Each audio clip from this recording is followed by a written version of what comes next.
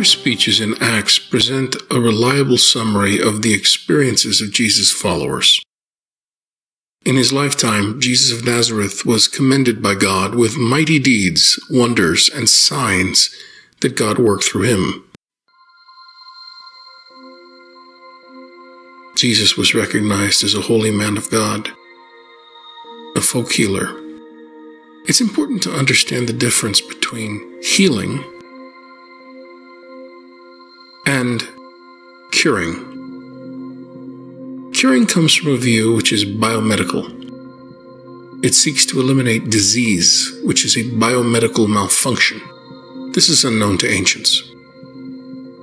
Ancients interpreted sickness events as illnesses, things that removed meaning from their lives, the lives of individuals and communities. Jesus restored meaning and wholeness to people's lives. Were there biomedical repairs?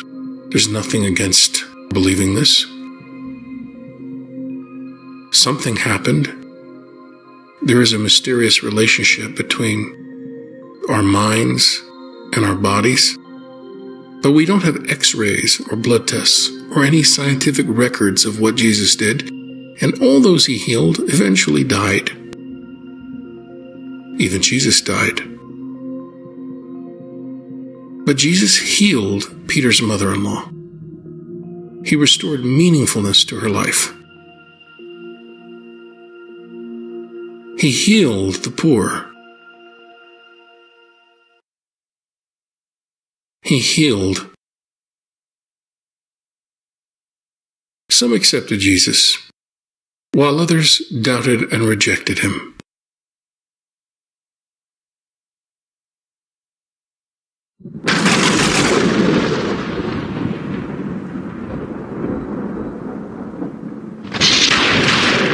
Jesus' shameful death on the cross, a punishment reserved for criminals, caused his followers to wonder. They wondered whether or not they had been deceived, duped, fooled, shamed.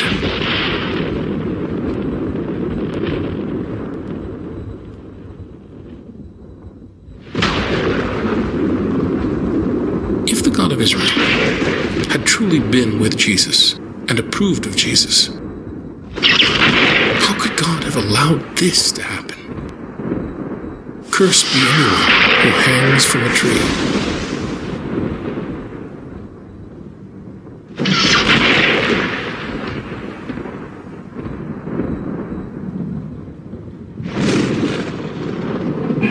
But then something marvelous happened.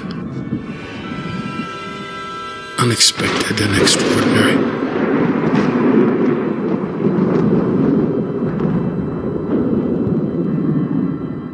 Shortly after Jesus' death, his friends began to experience him transformed and alive in altered states of consciousness experiences. Since only the God of Israel can raise a person from the dead, they thought, then the God of Israel must have been pleased with Jesus. The God of Israel had rewarded Jesus with anastasis, resurrection, which the Israelite tradition recognized as the reward of the righteous. Acts tells us that God raised this Jesus. Of this we are all witnesses. Let the whole house of Israel know for certain. God has made him both Lord and Messiah.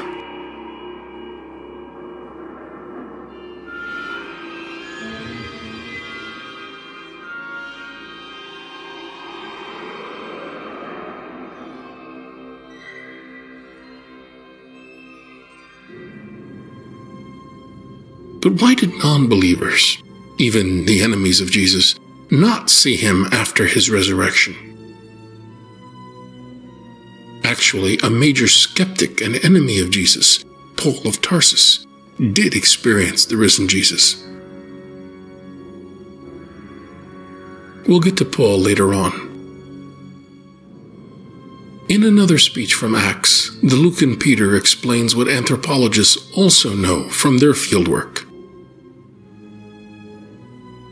This man God raised on the third day,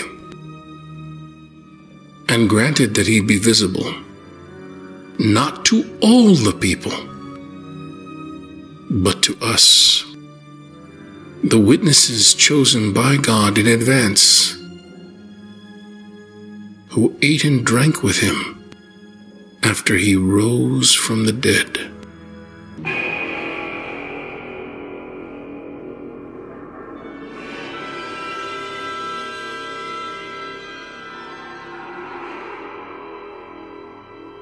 While human beings are neurologically hardwired for experiences of God and other beings in the realm of God, as we've been exploring in this playlist, as neuroscientists described as panhuman capability, hardwired, it is not human beings who initiate the contact and communication with the realm of God or the spirit world, alternate reality.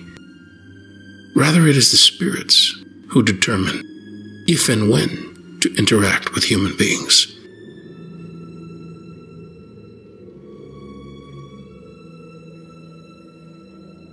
Journey with us now into the mind, the brain and nervous system of a girl, early 15th century France.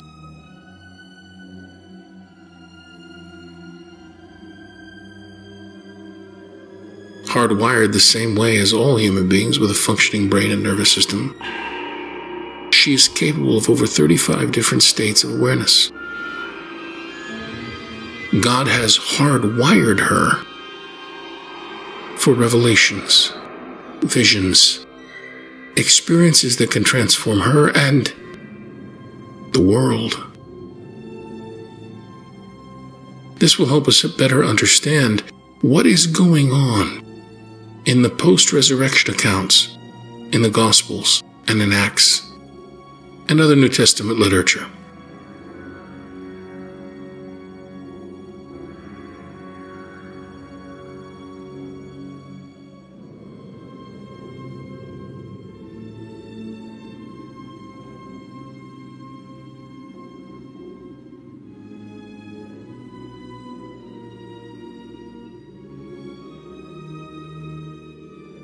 Such experiences as ASCs can transform persons and communities, can change the course of history,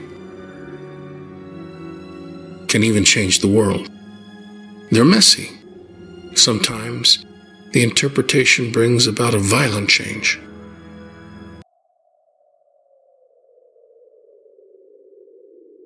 Joan of Arc, like all of us, was capable of experiencing God, holy and absolute mystery, in over 35 different states of consciousness. But Joan of Arc was not capable of initiating such communications and revelations. That came on the part of the realm of God.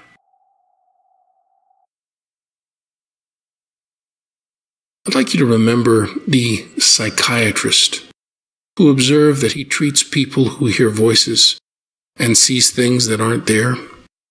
He's representative of a lot of other brilliant scientists who fall prey to a kind of materialist bias.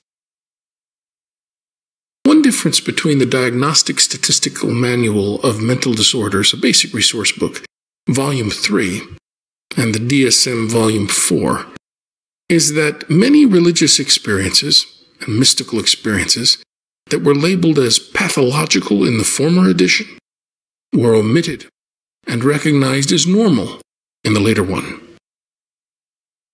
Good science can help us understand and appreciate the marvelous gifts to human beings from the Creator God, so long as the creature doesn't reject or spurn them. As St. Paul wisely told his Corinthian Jesus group, and spiritually he speaks to us, if Christ has not been raised, your faith is in vain.